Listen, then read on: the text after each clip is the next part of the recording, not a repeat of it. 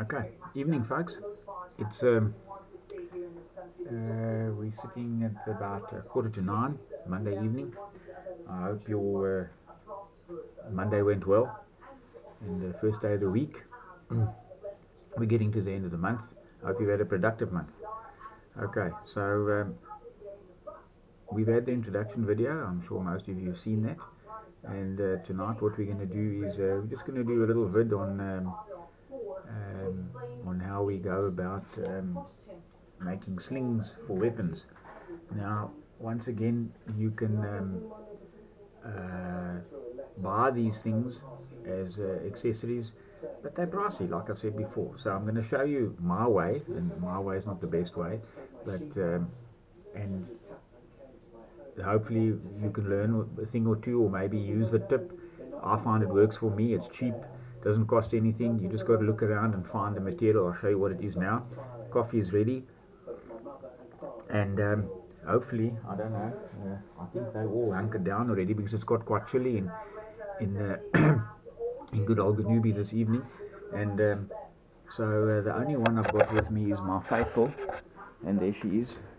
Um, she's always by my side, but as for the rest, I think they all hunkered down, to be quite honest. So we might not see them this evening. The insurgents. Well, we've got a few things to do. So let's get on with it. First of all, I want to show you what I use. We're just going to get it down there and have a look. This is, I collect all these. These are pieces of foil, and some of them are thinner than others. This one is pretty thin. As you can see, it comes out of off Nescafe tabs of coffees, and then these come off little pill boxes that you get tablets and pills in, a little bit thicker, and that's thinner. And I'm going to show you how I go about making slings out of this. But first of all, I just want to bring something else and show that to you as well. Um, this is a slightly thicker foil. Now I find this comes off a large coffee tin, and it works quite well. It can be formed into just about anything, and it can also make a strap, maybe a sturdier strap, possibly. If you want to do a sturdier strap, I'm not quite sure. Get a bit of light down here. So a lot of people have said, well, not a lot of people, but on odd occasion somebody said to me, oh, but how does paint take to this? Now what it does is you just wash this with a bit of thinners, just wipe it down, you just get all the residue off, because it's got a bit of residue on. Same as these will have a bit of coffee on it. So I tend to wash this off, and so then you get that residue off, and it'll accept paint pretty well. So what we do here is, how we go about this, let me just get that out the way. Get one of my rulers here quickly. Actual fact, what we will do, won't be a second, there we go, one of my old rulers, and what I do is, I just, I get it and I straighten it a bit. You don't want it too straight, because bearing in mind a leather strap, and then we line it up, and this is a cutting tool, or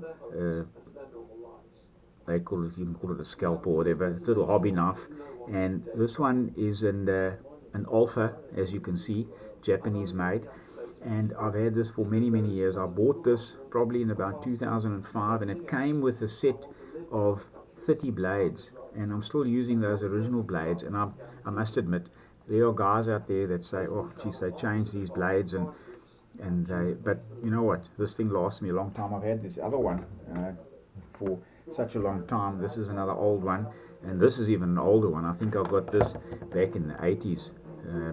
This is a really old one. I keep this with the longer blade when I really do sort of harder work, or whatever the case may be.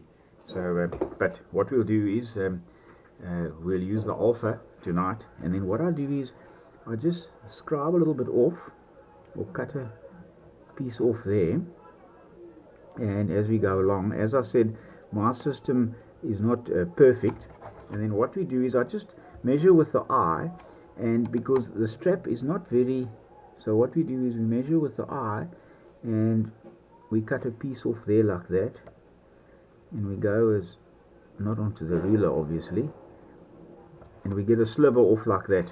Okay, now that's what we normally do, but I actually want a longer piece than that.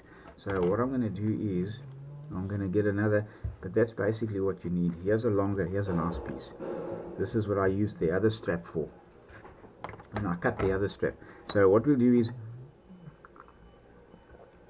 we'll cut a nice long piece off here. So we just measure it up. I just use my eye and I gauge it like that.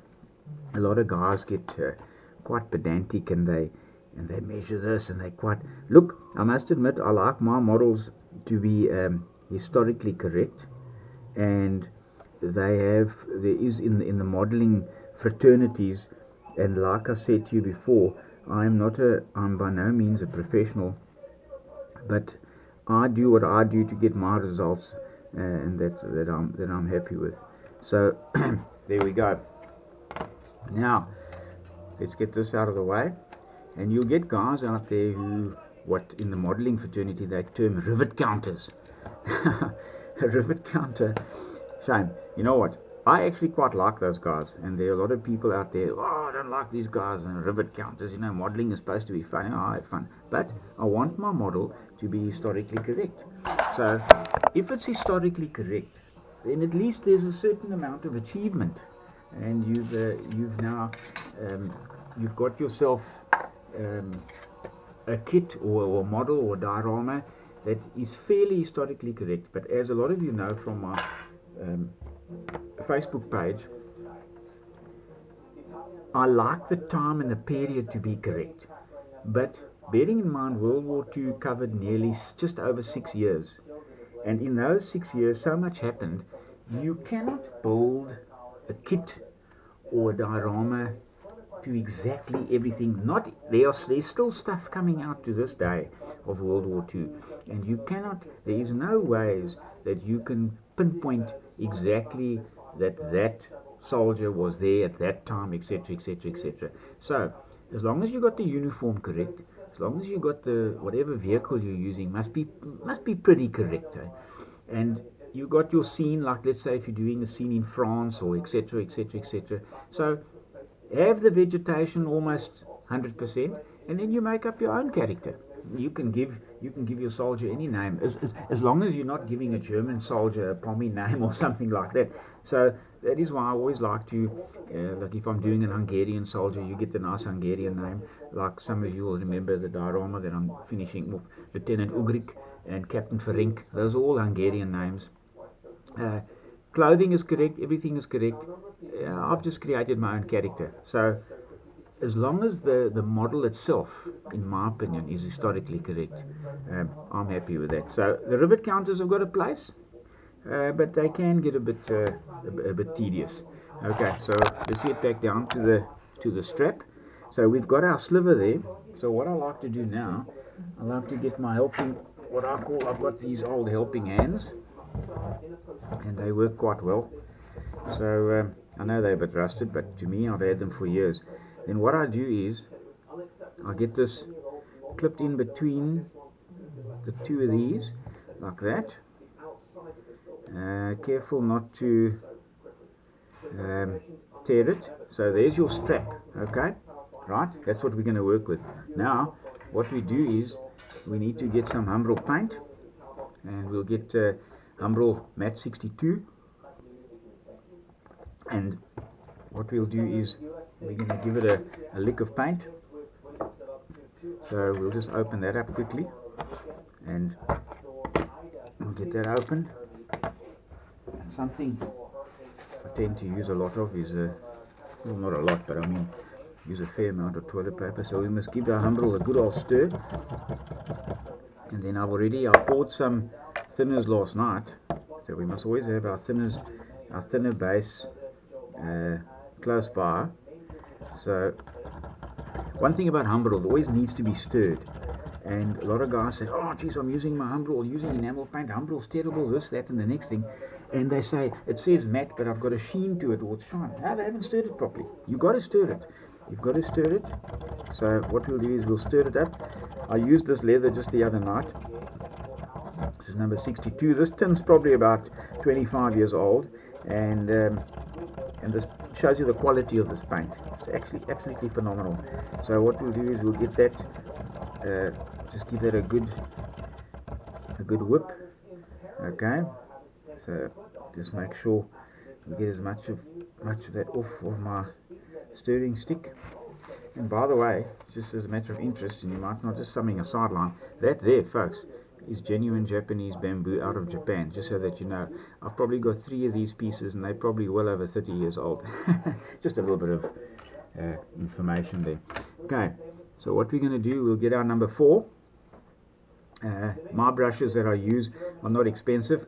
Good old brush liquor, and it keeps a nice point. I just buy brushes, and I mean, guys are talking about sable, and they go on about these brushes, and it must have that point, it must be like that. Listen, as long as a brush holds some paint, and you wash it in thinners, and every now and again you give it a good wash in sunlight liquid or soapy liquid or whatever you want to call it. Ours is called sunlight liquid.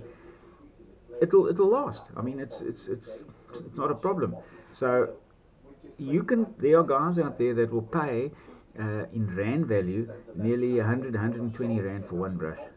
They're crazy. I mean, unless they're super professional, and this is called a hobby.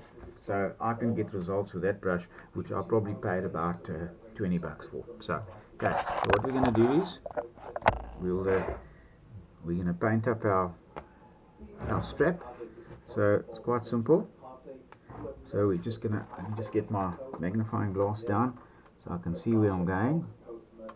So we're gonna put a little layer on there, and let's get the camera down a bit. You guys can see. I hope I'm getting it in. And then we just I like to paint in layers. So you don't put a thick layer on. You just paint in layers, and you can see I've washed this tin foil, and it takes enamel paint quite well. So you're probably thinking, okay, oh, there we go, we just come loose there a bit. Let's just get that back up. But remember, we don't want to pinch that too much, otherwise she breaks, and then you don't want her to break. So what we do is, and if you see, the thinners helps it dry. There we come loose again. Let's just get her back up there. It's just got to be gentle, so we can't allow that to break. There we go. Okay, let's see if we can get a few coats on here. And once we've got the leather on, and once the leather dries, then we can weather the belt and make it get the strap and form it for the MP40 we're making for the Hauptmann. So that there, we've got the one layer on. So we're going to turn that over gently. How we turn it over, don't want to stretch it too much. And then what we'll do is we'll paint the other side. So let's have a look at that. So this is what we're going to do here. Let's get a bit more paint on the layer here. Let's just see how we're doing here.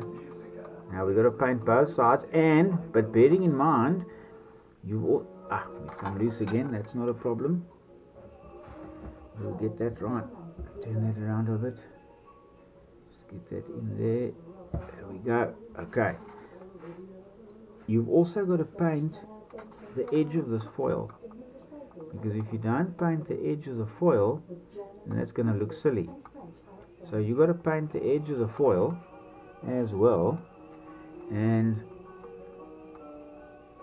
so that's why I like to run it over the top. And you've got to get the edge of the foil. If you don't get the edge of the foil, folks, it won't look complete. Now once this dries, incidentally enough, I've had people say to me, oh, but doesn't the enamel paint peel off? No, it doesn't. You just got to let it dry properly. And this is where guys tend to, like I said to you, and I'll repeat it over and over, and you'll hear me say it over and over, I am by no means a professional, but one thing I've learned about painting is that painting layers, and another thing is make sure you let the paint dry. Don't not let it dry. If it doesn't dry, now like this, now we'll leave this for 2 days, and we'll come back to it, and we'll attack it at a different time. And okay, let's just get that back over, and I want to give another layer there. Get that back over there. Okay, we'll get it on now. There we go. Okay, so let's just give this another layer. So you've always got to let it dry, and if you don't let it dry, then there's just no ways you're going to get your job done at the end of the day.